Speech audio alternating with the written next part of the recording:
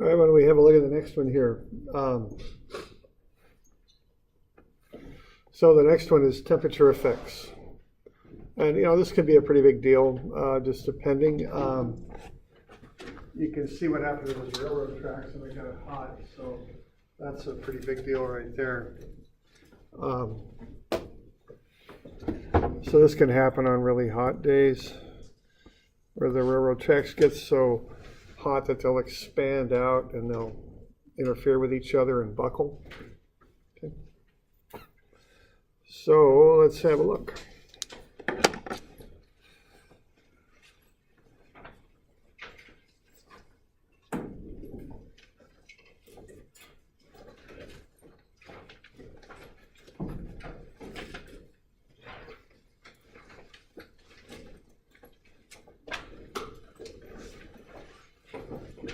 What about to 50, I think it is.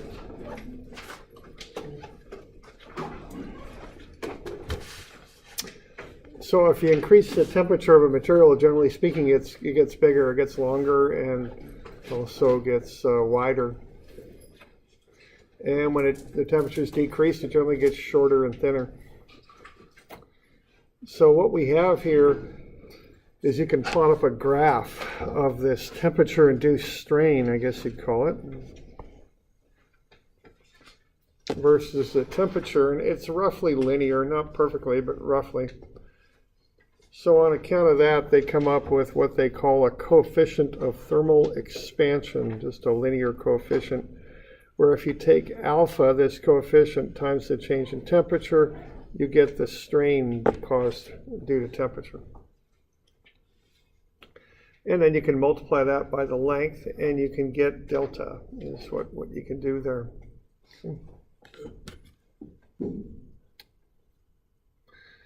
All right, so this can have some different things that we might need to look at here. Why don't we just look at this, and I think I'll change it just a little bit, but let's say the temperature is 70 degrees. Let's just find the gap to use on, I think someone told me once that the current lengths of track they use are 39 feet. I'm not sure, but we'll just go with that.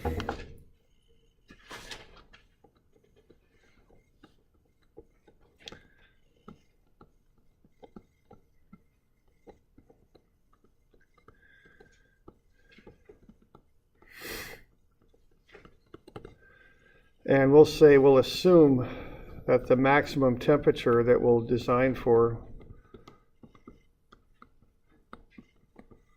we'll take global warming into account, and we'll be a little careful there. We'll say 120 degrees, okay? So we're laying the tracks at 70 degrees. We're going to assume it can go as high as 120. So on account of that, we just want to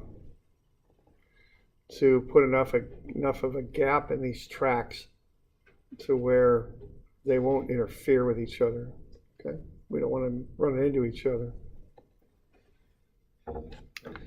So we got 39 feet of track there.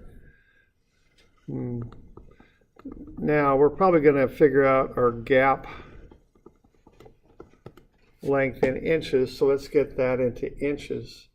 What is that, 390 and 78? Is that 468 inches maybe? I think. Not 100% on that, but I think so. 78 and 390. Yeah, that looks about right. Okay, we're going to assume it might go as high as 120, which is, I've never seen anywhere near that, but let's just to be careful, we'll do that. Okay. And we're going to change this problem a little bit. We're not going to come up with an algorithm. We'll just assume the temperature right now is 70. And let's calculate how much of a gap to use here. Okay.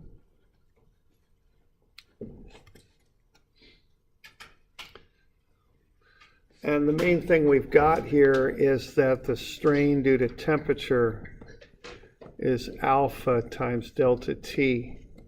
Okay, that's the main thing we've got going on. And we got alpha. Alpha is 8 times 10 to the minus 6 per degree Fahrenheit. Now that's unitless there because it relates to strain, and strain is unitless.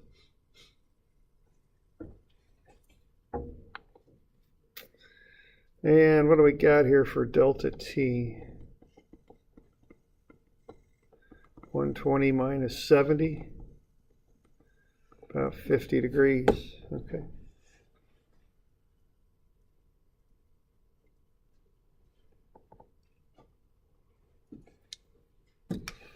All right, so let's figure out how far apart we should put these tracks when we land.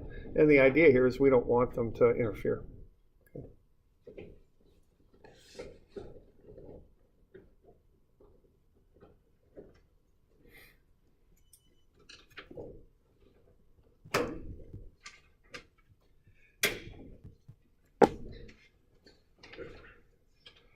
Now, here's how those tracks are going to be laid out. They're going to be, something like that. We're going to put gaps between them, and each one of these is going to be 39 feet. So if we're working with a 39-foot track, how many gaps should be assigned to each length of track? 1. Yeah, it'd be 1. But what's the dimensioning look like on that?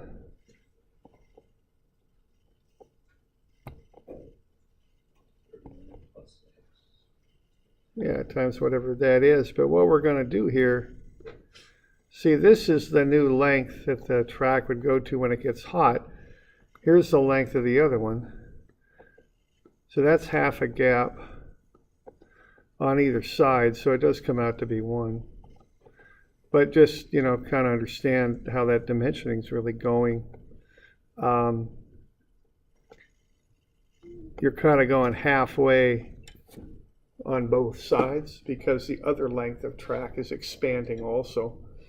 So they both take up half the gap, but you got half a gap on either side. So it is 1 gap per track, though. That's what it comes out to be.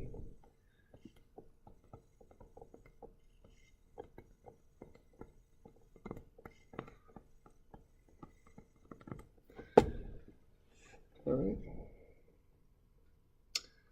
So what do we got? We got 50 degrees.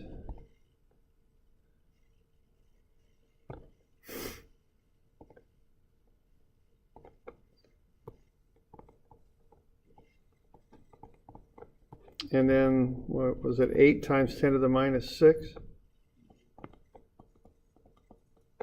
per degree Fahrenheit.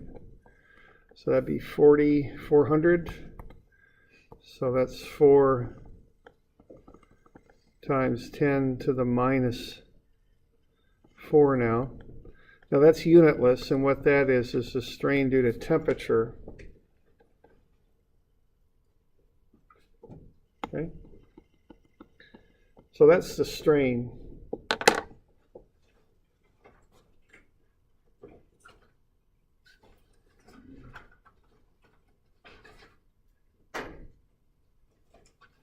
Okay.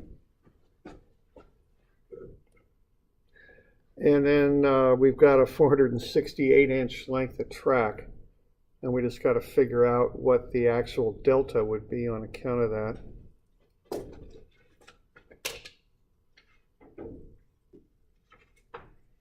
So let's get that figured out.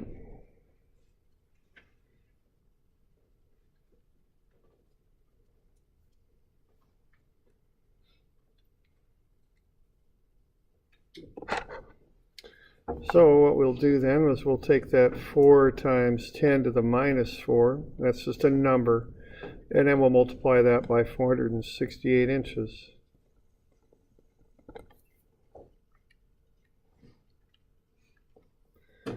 So it's not a whole lot, 0.1872 inches.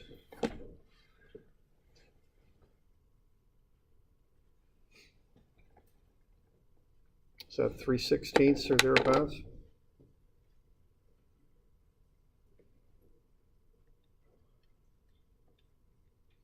Yeah, close to 3/16. All right. So all we did there, first we had to figure out that we got one gap of track assigned to each length. And then we found the strain due to temperature. That's just alpha times delta T. So here's alpha, and there's delta T. So if you multiply those together, what you get is the strain caused by temperature. And then what you can do is take the strain caused by temperature times L0, and you'll get delta. And delta is what we want. Delta is the gap length. Okay. So if you're out there on a reasonable day, you space the tracks at 3/16 of an inch, and that way if it goes up to 120, they still won't interfere and warp like that was that photograph you were looking at. Which, okay.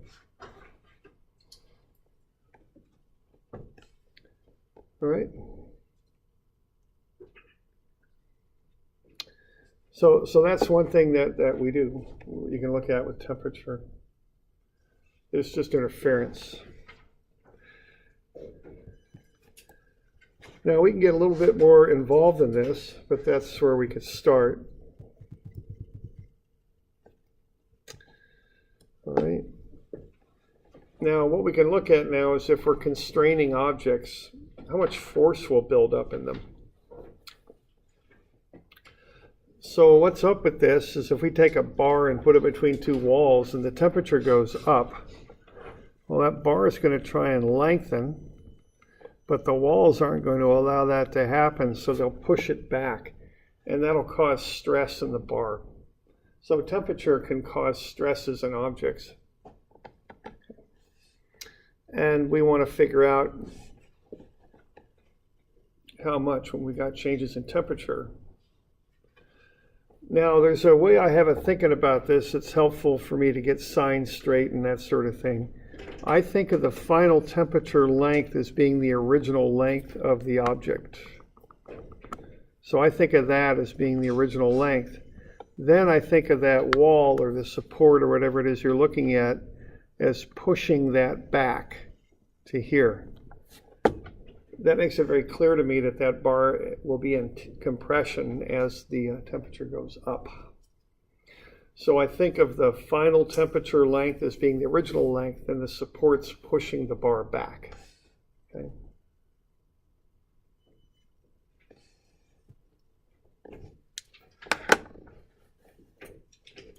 So let's say we've got a bar here that fits between these two supports, the wall and the post. After the temperature increases from 25 to 37, let's find the normal stress in the bar and the shear stress in the post. We'll assume that the wall and the post don't move and that they're not affected by temperature.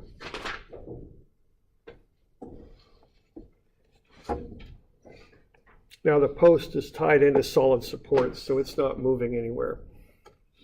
Okay. So let's kind of have a look at this one. See what we got. Okay. Now I did switch those two dimensions just so the bar dimension match the post dimension. It doesn't change the area or anything like that. It just changes the which is which. So 8 centimeters wide, 6 centimeters high for the bar.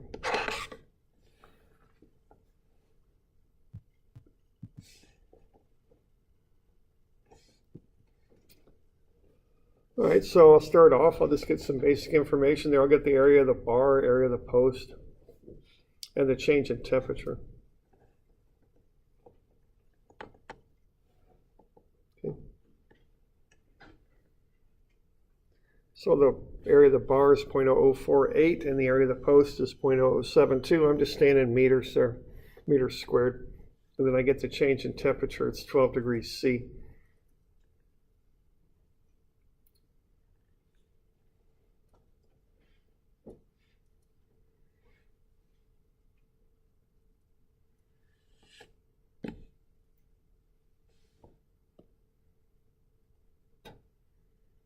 Okay, so I'll start with that. Now what we're going to look at next is how much strain we got in the bar, okay?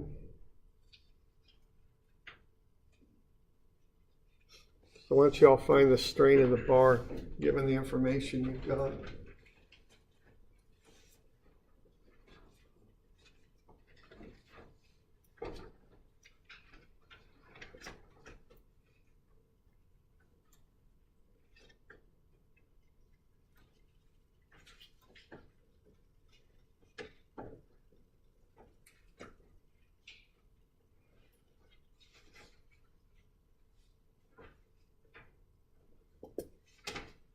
And that's just a function of temperature.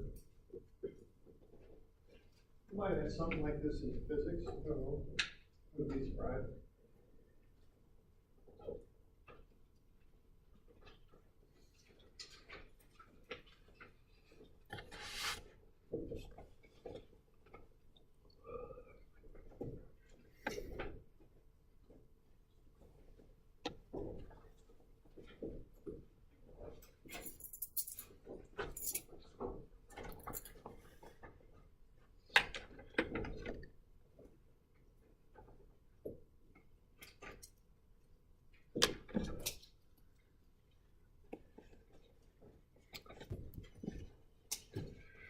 So 0.006 for the strain.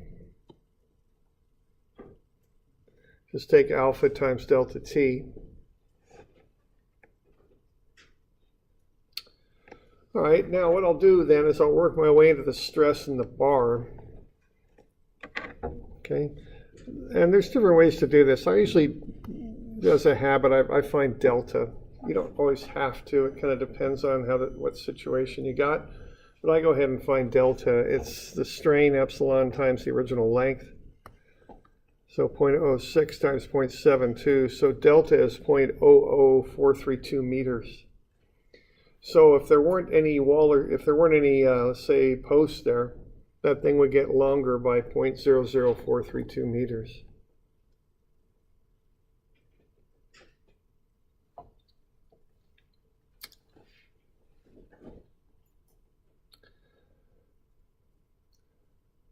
Now, of course, there is a post there. So I think of the post as pushing back on the bar and making it shorter. So delta is PL over AE. We've got that formula there. Well, you can take P over A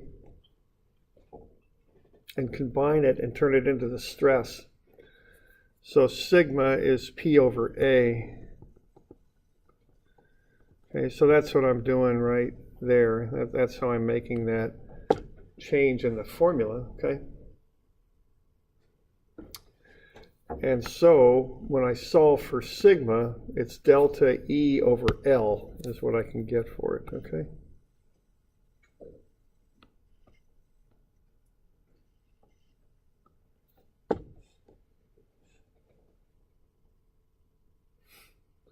So I've got delta, I got E, I got L. So I'm just rearranging that delta as PL over AE formula. That's all I'm doing there. And so I can get that worked out. And so I can get the normal stress in the bar. It's 1.68 megapascals. 1.68 times 10 to the 6 newtons per meter squared. So the process on that was I found the strain due to temperature, and then multiplied that by the length and got delta. And what that is, that's how much longer the bar essentially wants to get. But then the post is going to push on it and prevent that from happening. So basically I can relate delta then to PL over AE and take P over A and turn it into the stress sigma. Okay. So that's sigma L over E. Okay. And so I just put all that stuff in there. I solve that for sigma. I get sigma's delta E over L. And then I can take the delta, the E, and divide it by the L. And I get 1.68 megapascals. Okay. So given that, how hard's the bar pushing on the post? If you're going to look at the design of the post. How hard is the bar pushing on it right now? Just take a couple minutes and see if we come up with that. It's a pretty straightforward calculation to get it.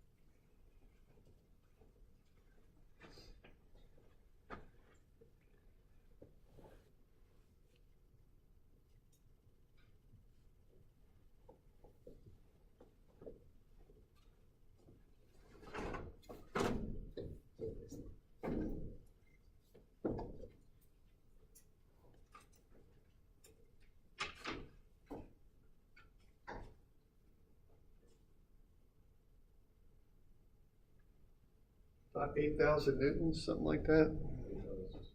Yeah, okay. So what we'll do to get that is right here,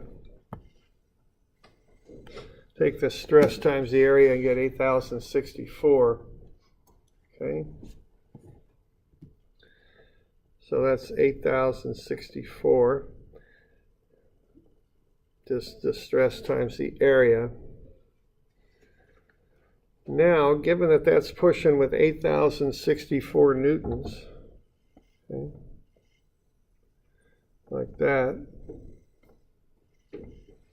what's V on the post, the shear force?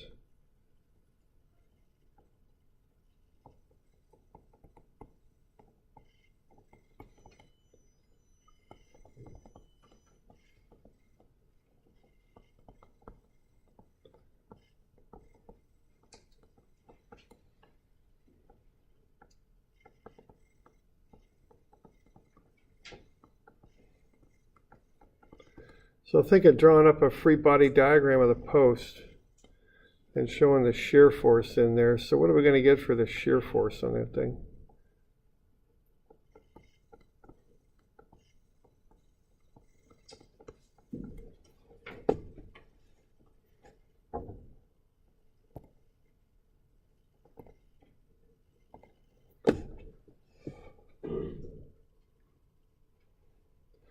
So what we got is this direct force coming from the bar pushing on that post. Can you see how that'll shear? It's trying to push that section right out of there that it's bearing up against.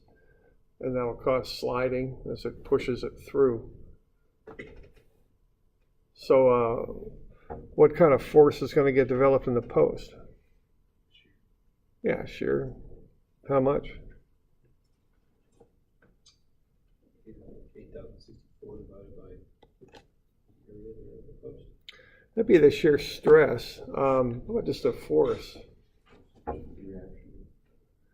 Yeah, and how much is the reaction? Yeah. Well, I'm afraid not. It's a good idea, but how's that post going to push back? I think it'll push back something like that, won't it? On either side?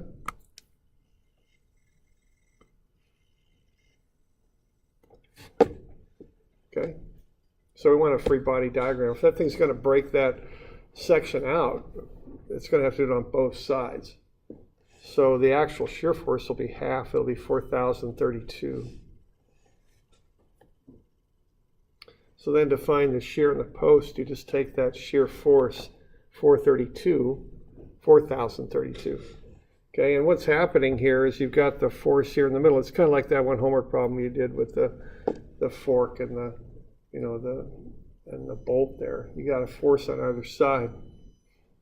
Okay, and that's pushing through. So you're going to get shear on either side pushing back. So that'll take that 8,064 and divide it by 2, 4,032. Okay. So there's the equation that shows that. Now, if that post were only attached on one side, if it was like a column without a top support, it would be 8,064, but it's supported both sides, okay? So it ends up being half. Okay, then to find the shear in the post, you just divide the 4,032 by the area, 0.0072, and you get 5.56 megapascals, okay? So if you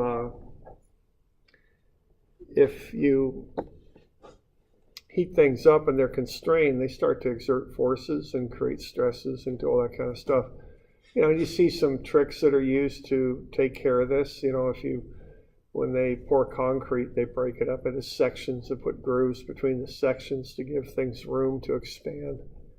You know, a lot of civil engineering type of features, you'll see expansion joints in them. I just kind of wondered about like an internal combustion engine. You know, you get such a lot of heat in that thing, and there's metal parts, and they're expanding out, they're expanding in, and they're moving and all that. One thing I noticed is like the rings around the pistons they're flexible, you know, so they can expand in and out as needed. One reason for that is temperature. Now the other, of course, is to get a good seal on the cylinder wall, but you know, that's one feature there you could use.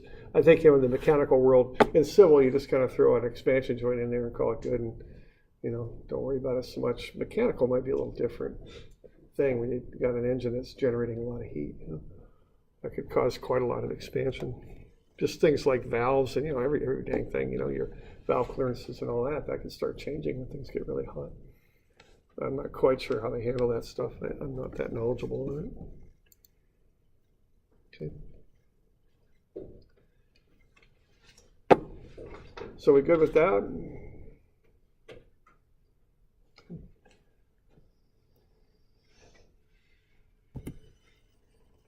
All right.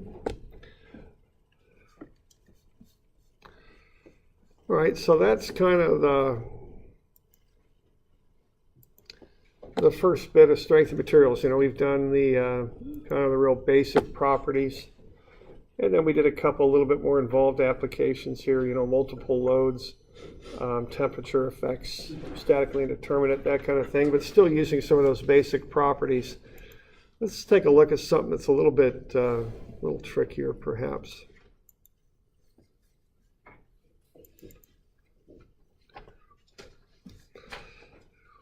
Let's look at uniaxial stress, okay? Now, uni means one, axial means axis, so that's just stress on one axis. You know, there's some tensile stress, they call them coupons. Those are the things they put in those tensile testing machines and pull apart. And they just apply a uniaxial load, just one direction, so they're just pulling on that thing. And it broke, okay? Nothing fancy going on there. So that one's, you know, just broke straight across, just pulling straight on, did what we'd expect it to do. Have a look at this one, though. You can especially see it from that angle. Notice how that didn't break straight apart across? It broke at 45 degrees, okay? And that's not a fluke. I mean, that happens consistently with that particular material. Happens all the time. And you might say, well, why did that break at 45? If I pulled straight on it, why did it break at 45? Okay. So let's have a look at that. Okay, so we're going to change gears a little bit and get to a little bit more angular stuff and stuff that's a little trickier in some ways. Okay, so what happened there was, even though we're pulling straight on, you know, these are just come right out of tensile testers. They just got jaws and they just pull them apart. That thing broke at a 45-degree angle right in there. And okay, so let's start investigating that a little bit. And I don't know if I've got, this is in your book, right? This page? Yeah. Yeah, what page is it? 278. 278, okay, so 278. Anybody not have it by any chance? Okay, so we're good, 278.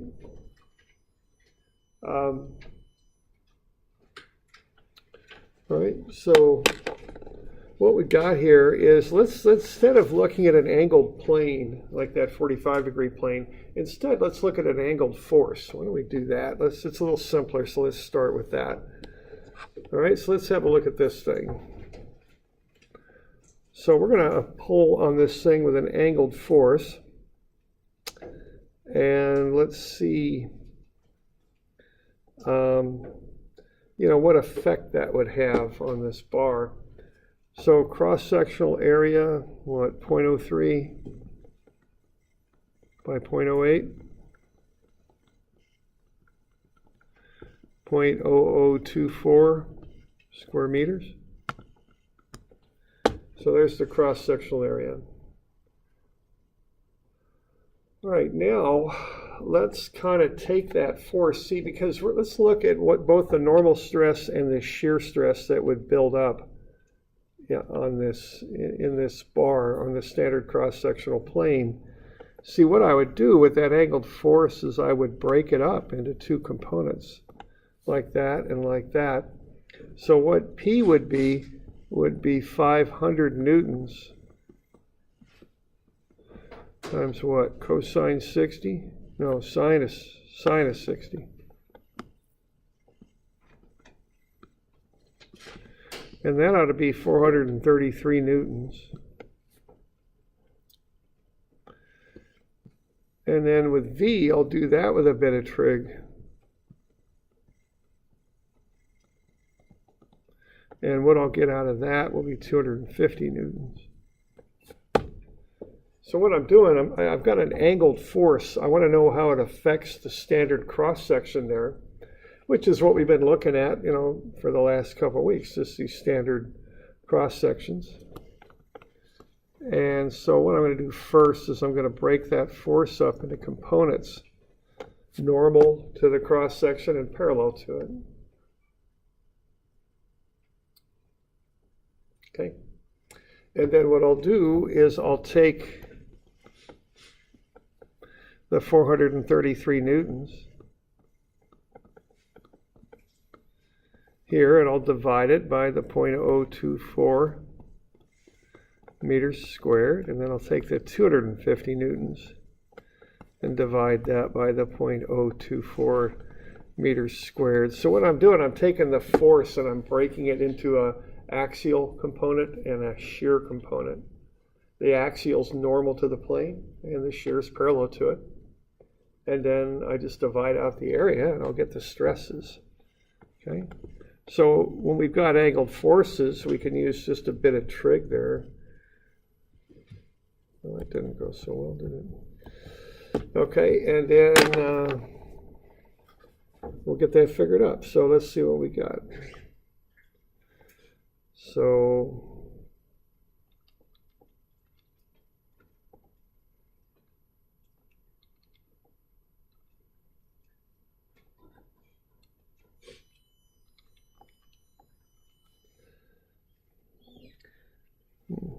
that first one is 180,000 and some. Is that right?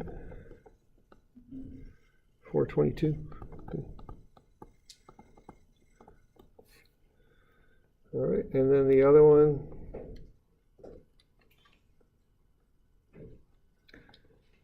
$104,000. Okay.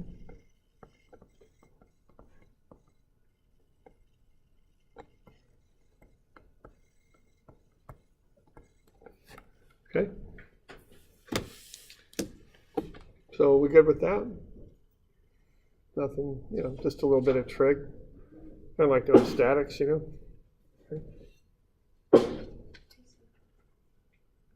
Okay. All right, now let's take it and look at it just a little differently. Okay. So what we did here, we looked at an angled force and how it affects that standard cross section there.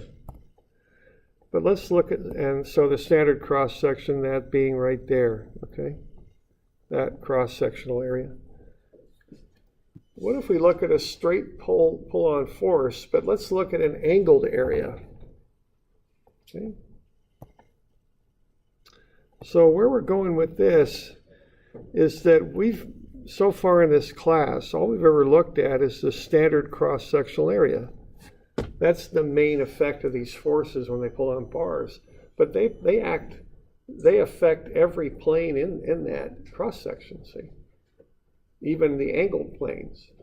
So even though we're normally looking at that standard cross-section and just going, the stress is the force over the area, we could look at an angled cross-sectional area too, if we wanted to, all right? And have a look at that. So what's going to happen here is I've got that angled plane, and I want to know what the effects of that 500 Newton force are going to be on that, okay? So let's find the area of that plane first.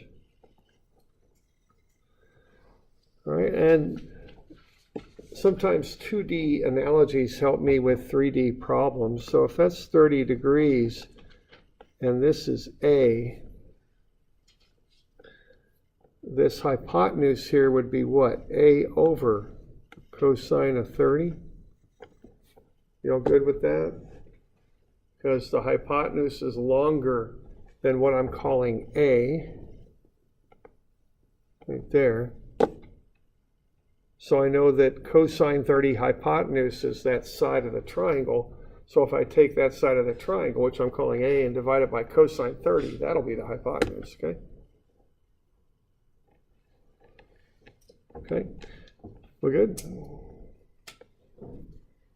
Just a little bit of trig there.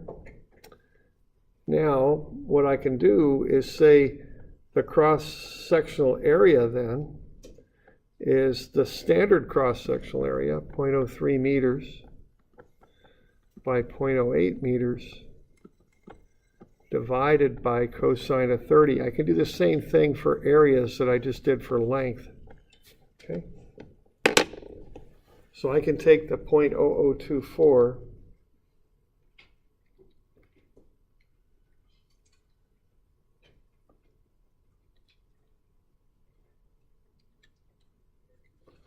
and I'm going to figure out what that area is. It's 0.00277, I think.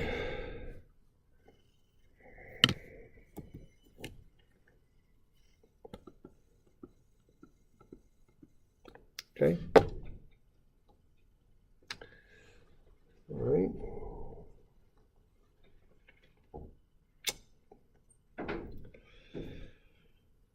All right, now what I'm going to do next is get this force kind of squared up to the area. The area goes there at 30 degrees like that, but the force pulls straight up. What's this angle right here? If this is 30 here. 60. Yeah, it's 60, okay. And that's the 500 total load. So what I ought to be able to do here is take that 500 times what? Sine of 60. And that'll get me the load normal to the plane. And then 500 times, whoops, yeah, that's sine, right? Yeah, that's good. Times cosine 60. And that'll get me 250, okay? So what I got here is I've got that area, and what I just found are the force normal and the force parallel. And just like before, they're 250 and 433. Okay. I'm just, instead of using an angled force in a straight cross-section, now I'm using a straight force and an angled cross-section. But I'm getting some pretty similar results. I'm getting a different area though because it's angled. Okay. So to get the stress now, I just take the 433 newtons for the normal stress, and this time I'll divide it by 0.00277. And then I'll take 250 newtons, and I'll divide it by 0.00277. Okay. And then I can find the stresses on the angled planes. So kind of the point here is you can calculate the stress on any plane you want. The normal thing to do is to do it for the angled planes, or excuse me, the standard cross-sectional plane. That's the one that we often want to have a look at because that's often where the maximum stresses occur. But you could look at any plane you want, okay?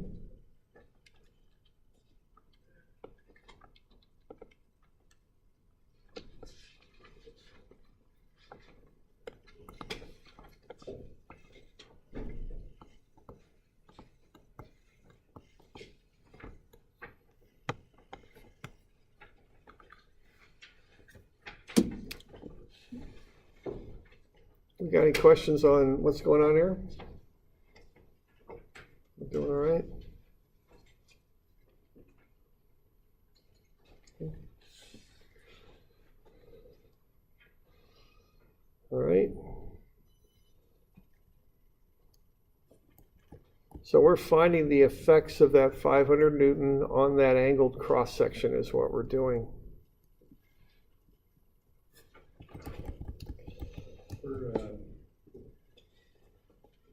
For some metals, you find that there's a different,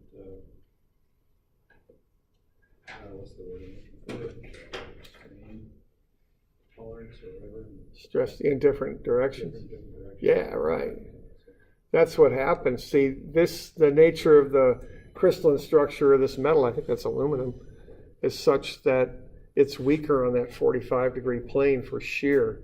If you just kind of take the load and just start increasing it slowly, you're going to break it at 45 before you break it on the standard cross section. That's what happened. There's stresses on every plane in that metal you want to look at, and it's just a matter of which particular one breaks first. And for this one, as you were increasing that axial load, it just happens that the 45-degree plane is the weakest. So it broke on the 45. So that's what happens, okay? So the key fact here is that we, by habit and, by common sense and all that, we always use the standard cross-sectional plane, right, when you're finding stresses. But there's stresses on every plane in there at every angle that build up. There's a normal and a shear force on them, and you can calculate the stresses on those angled planes. And sometimes they're the ones that give out first. It just depends on the nature of the material. And probably the easiest example I give you is wood. Wood has a grain that runs a certain direction. That grain is very susceptible to a shear failure, to slide along that grain. So that's one example, but metals are the same way. It just has to do with their crystalline structure and how they're put together, how the molecules arrange themselves in the metal. Okay, so this is something we're going to spend a good bit of time on. We'll start with uniaxial, and then we'll get to biaxial, because this is a pretty big thing that we deal with in strengths. What we'll do here, now you got my message. I hope tomorrow there's no class, okay? I've got a meeting I have to do, so it won't be here. But we'll come up with a standard formula for axial loading. Instead of going through all these calcs every time, we'll just come up with a formula for it. And then we'll do it for biaxial also. And we'll work with that for a good little while, okay? Because it's a pretty important part of materials and strengths and all that. Okay, so I'm going to give you a couple of these temperature ones. And one of them might require just a little bit of explanation.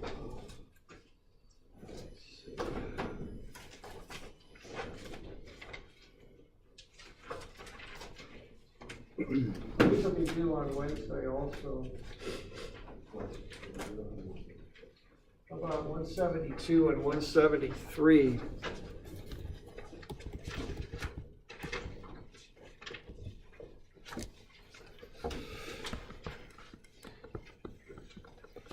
Now 173 is kind of a funny one. So these will be due Wednesday. I'm pretty sure that's the 18th.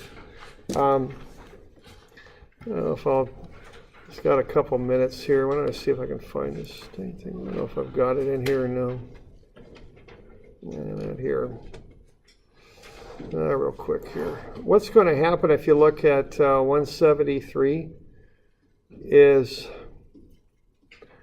you're going to get interference there with that. And let's go try and find this thing.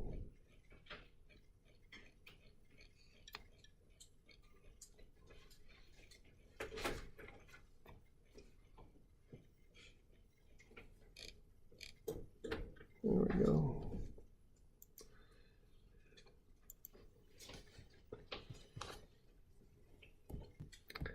Okay, the deal with one, I've got a numbered 174 here, but actually in your book I think it's down 173. Is that right, or is it 174? It's 173. Yeah, okay. So that's page 8. Okay. Okay, what's going to happen here is we're going to get these things fitted snug between two walls, so we're going to heat them up. And what they're going to try and do is push into each other, and that'll create what I call an overlap. Okay? So as they heat up, the steel's going to try and get longer, and the cast iron will try and get longer too, and they'll both try and push into each other. So the key fact on this is they're going to push on each other, and they're not going to come to rest where they started at. The final length of the steel will not be 70, and the final length of the cast iron will not be 50. What's going to happen is the steel is bigger and stronger. It's going to push the cast iron back. So the thing to realize on that problem 173 is they don't end up where they started. They start being 70 and 50 centimeters long, then it gets hotter, but they don't stay at those lengths. The steel's going to push the cast iron back a bit. And they're going to come to rest at an equilibrium position is where they're going to come to rest, okay? So you just want to realize that on that one. It's a little tricky, but that's the nature of it. So what you have is a temperature problem, plus it's statically indeterminate too, and you have to use both approaches to get the thing figured out. Okay. All right. So any questions? We doing all right? Call it good?